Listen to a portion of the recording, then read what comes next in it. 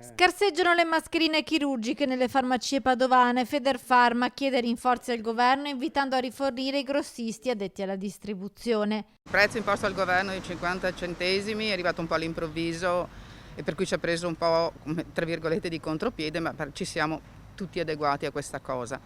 E al momento però le mascherine che doveva rifornire il governo purtroppo non sono ancora arrivate.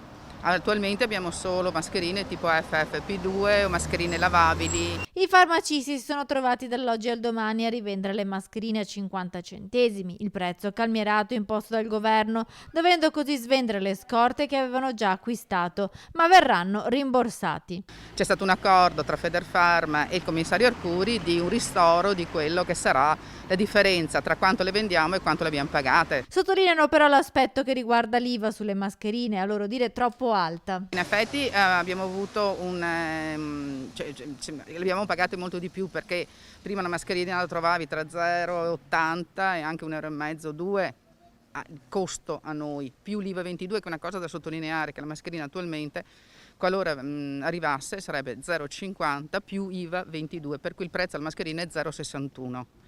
Perché l'IVA ovviamente sappiamo tutti che è una tassa che il cittadino paga a noi e noi giriamo allo Stato. Certo che in una mascherina un IVA 22 è una tassa molto alta per un prezzo così basso. Pensavamo che la togliessero.